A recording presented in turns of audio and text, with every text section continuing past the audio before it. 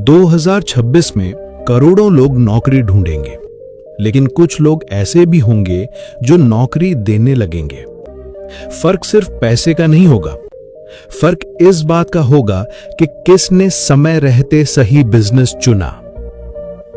अभी अगर मैं तुमसे पूछूं कि ऐसा कौन सा बिजनेस है जो अगले कुछ सालों में किसी आम इंसान की जिंदगी बदल सकता है, तो शायद तुम्हारे दिमाग में रेस्टोरेंट, कपड़ों की दुकान या फिर कोई फ्रेंचाइजी आएगी।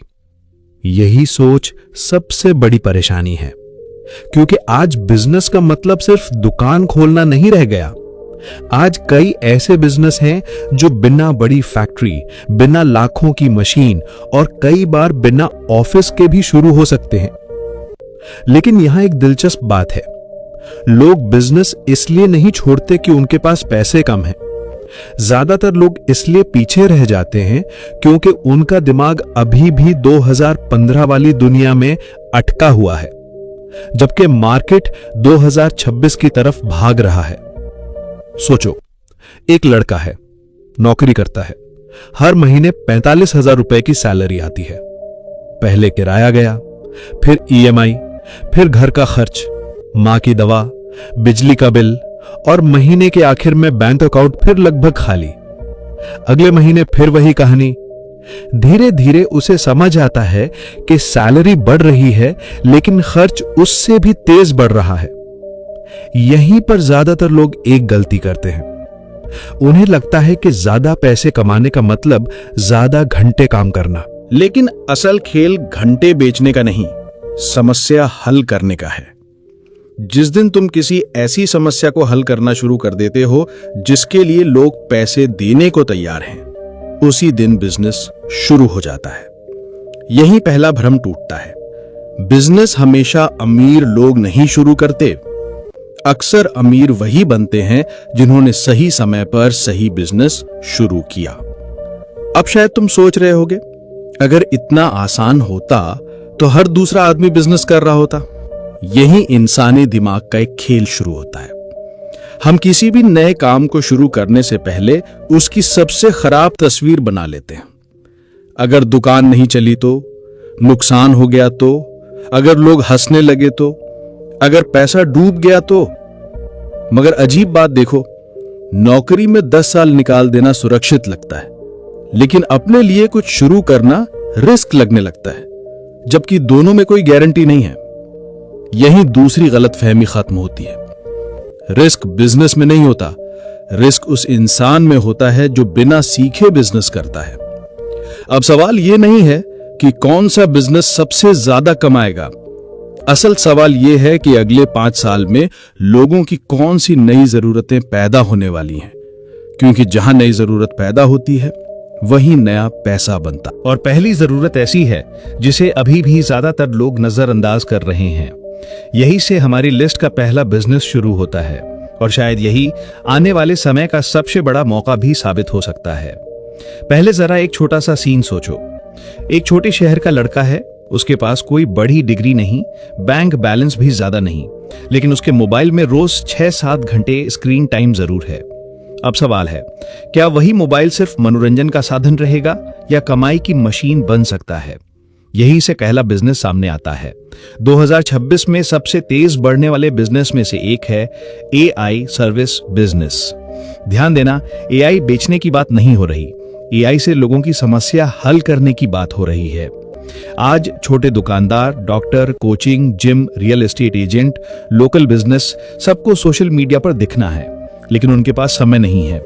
उन्हें पोस्ट चाहिए, वीडियो चाहिए, थंबनेल चाहिए, ऑटोमेशन चाहिए, ईमेल चाहिए, वेबसाइट चाहिए, और ये सब आज एआई की मदद से पहले से कहीं तेज बनाया जा सकता है। यहीं ज्यादातर लोग गलती करते हैं। उन्हें लगता है कि एआई आने से नौकरियां खत्म हो जाएंगी। असलियत इससे थोड़ी अलग है।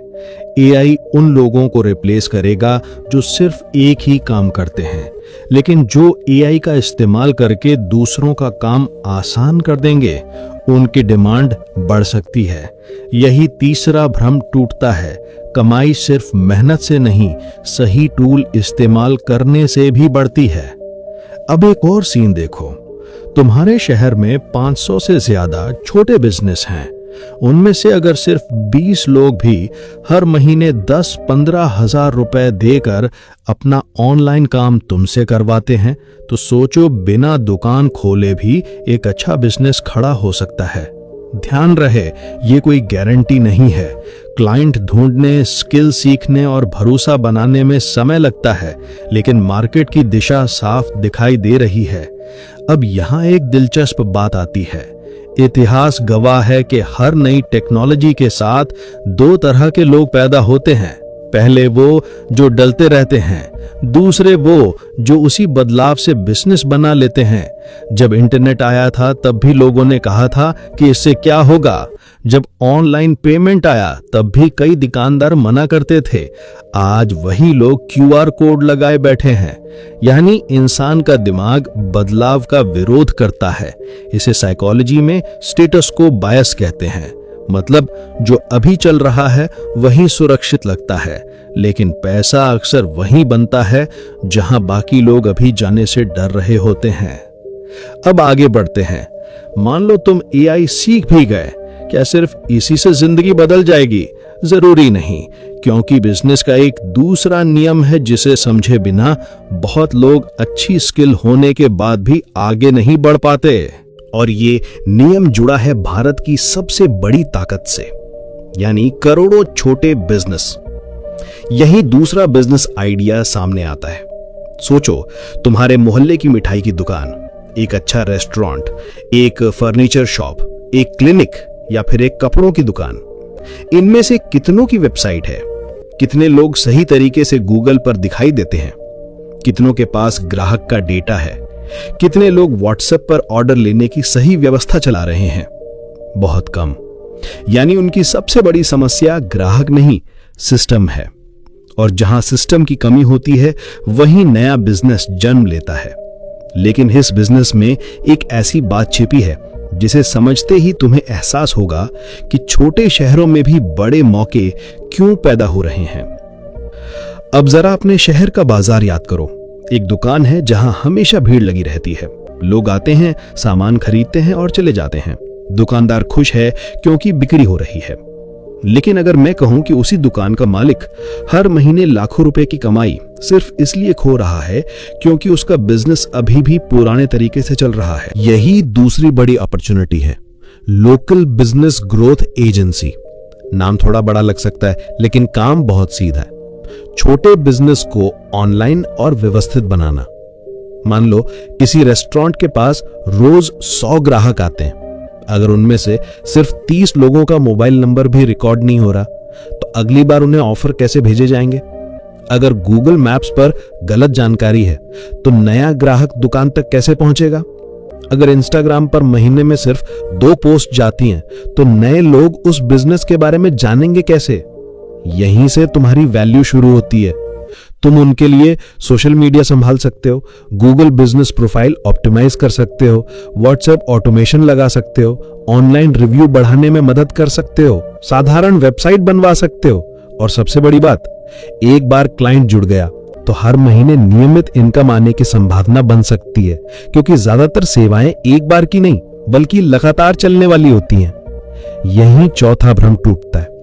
बहुत लोग सोचते हैं कि बिजनेस का मतलब हमेशा कोई प्रोडक्ट बेचना होता है। सच ये है कि दुनिया के कई बड़े बिजनेस सर्विस बेचकर बने हैं। लोग समय खरीदते हैं, सुविधा खरीदते हैं, रिजल्ट खरीदते हैं। प्रोडक्ट तो सिर्फ एक तरीका है। अब एक और सीन सोचो। एक डॉक्टर अपने मरीज देखने में इतना व्यस्त है कि उसे सोशल मीडिया का समय नहीं मिलता। एक जिम मालिक पूरे दिन ट्रेनिंग देता है।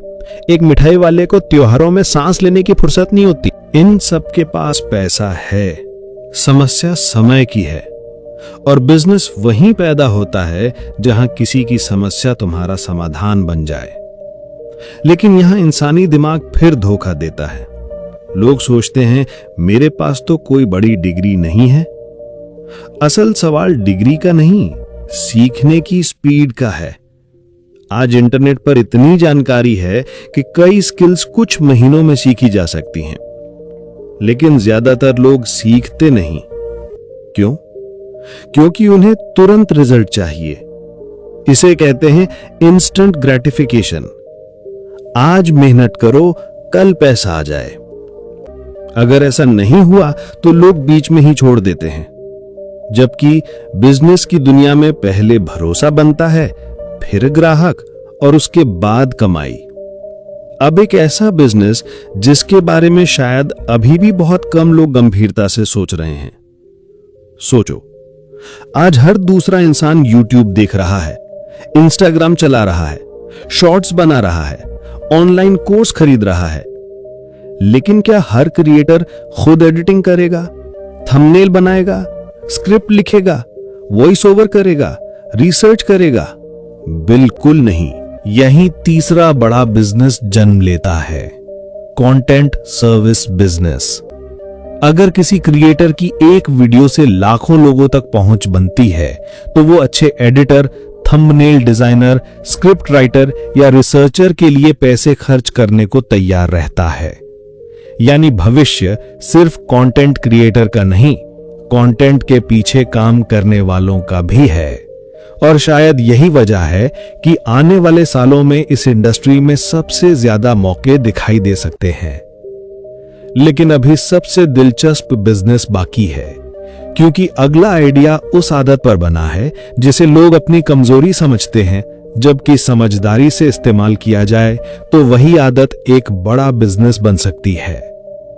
अब एक पल के लिए अपना मोबाइल खोलकर देखो। सुबह उठते ही सबसे पहले क्या खुलता है? व्हाट्सएप, इंस्टाग्राम, यूट्यूब या कोई शॉपिंग ऐप?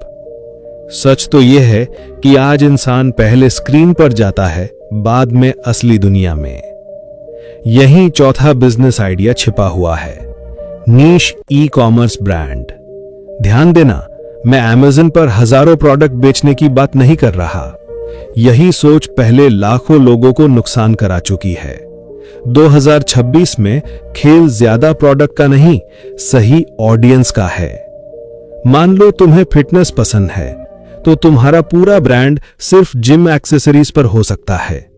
अगर गार्डनिंग पसंद है तो सिर्फ उसी कैटेगरी पर काम कर सकते हो। अगर पेट लवर्स को टारगेट कर रहे हो तो सिर्फ उनके लिए प्रोडक्ट्स। यानी जितना फोकस छोटा होगा, ब्रांड उतना मजबूत बन सकता है। यही पांचवा भ्रम टूटता है। बहुत लोग सोचते हैं कि बड़ा बिजनेस बनाने के लिए सबको बेचना जरूरी है। असलियत इसका उल्टा है। जो सबको बेचने निकलता है, अक्सर किसी को भी नहीं बेच पाता। अब एक छोटा सा उदाहरण। 2 दुकानें हैं। पहली दुकान पर लिखा है यहां सब कुछ मिलता है। दूसरी दुकान पर लिखा है भारत की सबसे अच्छी कॉफी एक्सेसरीज। अगर तुम्हें कॉफी पसंद है तो तुम किस पर ज्यादा भरोसा करोगे? यही ब्रांड पोजीशनिंग है। लोग प्रोडक्ट से पहले भरोसा खरीदते हैं, और भरोसा तब बनता है जब उन्हें लगे कि सामने वाला सिर्फ उसी समस्या का एक्सपर्ट है। लेकिन यहां एक और साइकोलॉजी काम करती है, हर्ड मेंटालिटी। यानी लोग वही बिजनेस शुरू करते हैं जो बाकी लोग कर रहे होते हैं। जब ड्रॉप शिपिंग ट्रेंड में आया, हजारों लोग बिना सोचे कूद पड़े। जब रीसेलिंग वायरल हुई, सब उसी तरफ भागे। कुछ महीनों बाद कंपटीशन इतना बढ़ गया कि प्रॉफिट कम होता गया। याद रखना, भीड़ के पीछे भागने से व्यूज मिल सकते हैं, लेकिन बिजनेस हमेशा भीड़ से थोड़ा अलग सोचने वालों का बनता है। अब अगला सीन, एक वर्किंग कपल है। सुबह ऑफिस, शाम को ट्रैफिक, घर आकर खाना बनाना, बच्चों का होमवर्क, वीकेंड पर ग्रोसरीज। उनके पास सबसे बड़ी कमी क्या है? पैसा नहीं, समय। और आने वाले समय में लोग जिस चीज के लिए सबसे ज्यादा पैसे देंगे वो है टाइम सेविंग। यही पांचवा बिजनेस आइडिया आता है, कन्वीनियंस बिजनेस। ऐसी सर्विस जो लोगों का समय बचाए, जैसे home cleaning, laundry pickup, meal preparation, senior citizen assistance, office document service, local delivery. इनमें से कई बिजनेस छोटे शहरों में भी तेजी से बढ़ सकते हैं, क्योंकि लोगों की लाइफस्टाइल बदल रही है। यहां इकोनॉमिक्स का एक आसान नियम समझो। जैसे जैसे किसी देश की इनकम बढ़ती है, लोग लग्जरी से पहले कन्वीनियंस खरीदना शुरू करते हैं। पहले लोग खुद काम करते थे, फिर उन्होंने दूसरों से काम करवाना शुरू किया। क्यों? क्योंकि समय की कीमत बढ़ गई। और इसी वजह से आज फूड डिलीवरी, कैब सर्विस और क्विक कॉमर्स जैसी सर्विसेज इतनी तेज बढ़ी हैं। यानी आने वाले सालों में सिर्फ प्रोडक्ट बेचने वाले ही नहीं, समय बचाने वाले भी कमाई के बड़े मौके बना सकते हैं। लेकिन अभी दो ऐसे बिजनेस बाकी हैं जिनमें शुरुआती इन्वेस्टमेंट कम हो सकती है, स्केल करने की संभावना अच्छी हो सकती है, और सबसे बड़ी बात, इनमें एक ऐसी सोच चाहिए जो ज्यादातर लोगों के पास नहीं होती। और यही दो आइडिया इस पूरी वीडियो का सबसे बड़ा रियलाइजेशन बनने वाले हैं। अब तक जितने बिजनेस की बात हुई उनमें एक चीज कॉमन थी, हर बिजनेस किसी न किसी समस्या का समाधान था। लेकिन अब जिस आइडिया की बात होने वाली है उसकी ताकत किसी प्रोडक्ट में नहीं बल्कि भरोसे में छिपी है।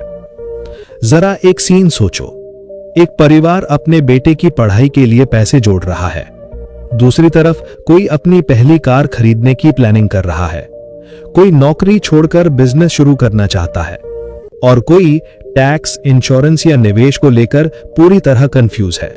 इन लोगों के पास इंटरनेट है, जानकारी भी है, लेकिन सही जानकारी चुनने का समय नहीं है। यही छठा बिजनेस जन्म लेता है, एजुकेशन एंड नॉलेज बिजनेस। ध्यान रहे, इसका मतलब सिर्फ ऑनलाइन कोर्स बेचना नहीं है। आज लोग भरोसेमंद जानकारी के लिए पैसे देते हैं। अगर तुम किसी एक विषय को गहराई से समझते हो और उसे आसान भाषा में समझा सकते हो तो उसके आसपास पूरा बिजनेस बनाया जा सकता है।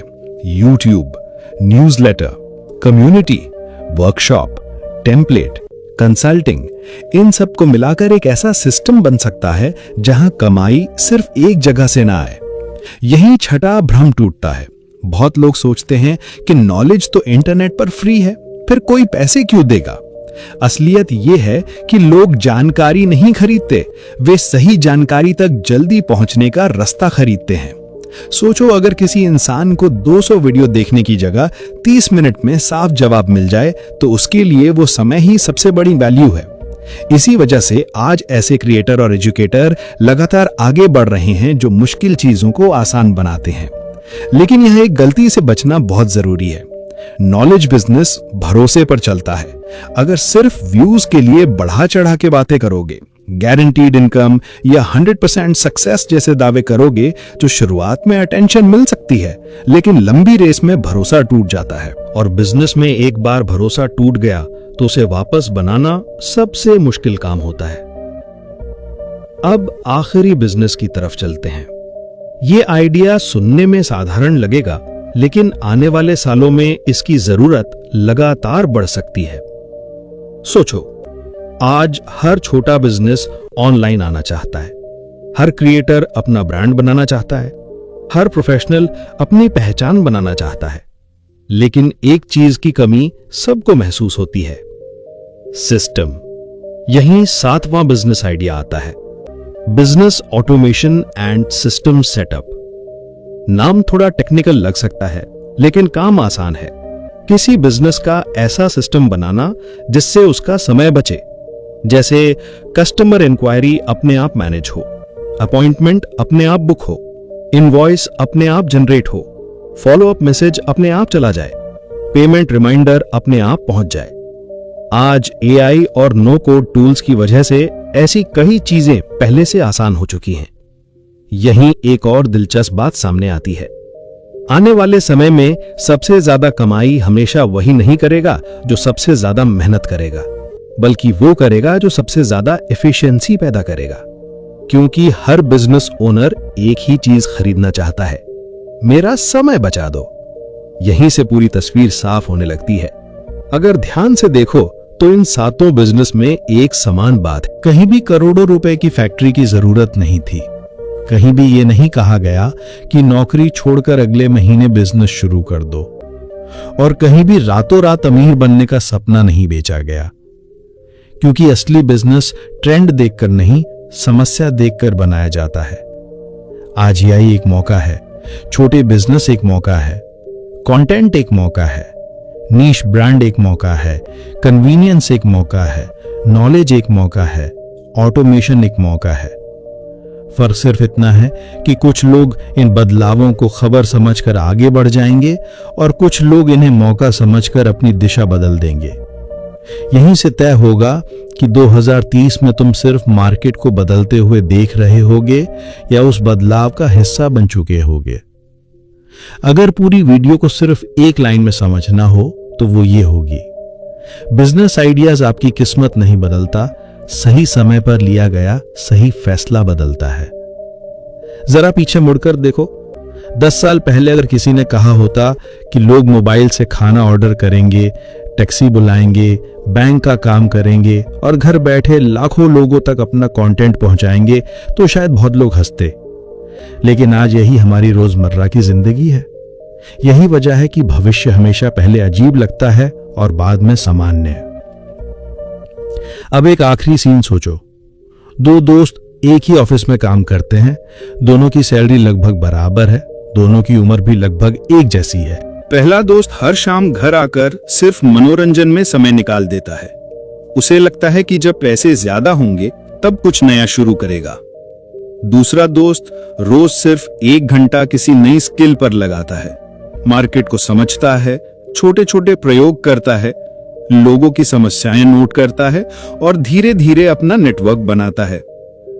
1 साल बाद दोनों की जिंदगी में बहुत बड़ा अंतर शायद ना दिखे, लेकिन 5 साल बाद तस्वीर पूरी तरह बदल सकती है। क्यों? क्योंकि बिजनेस का सबसे बड़ा फायदा सिर्फ पैसा नहीं होता, वो तुम्हें सोचने का तरीका बदल देता है। तुम खर्च नहीं, अवसर देखने लगते हो। तुम शिकायत नहीं, समस्या का समाधान खोजने लगते हो। तुम समय को सिर्फ बिताते नहीं, निवेश करना सीख जाते हो। यही इस वीडियो का सबसे बड़ा रियलाइजेशन छिपा है। लोग अक्सर पूछते हैं, सबसे अच्छा बिजनेस कौन सा है? लेकिन शायद सवाल ही गलत है।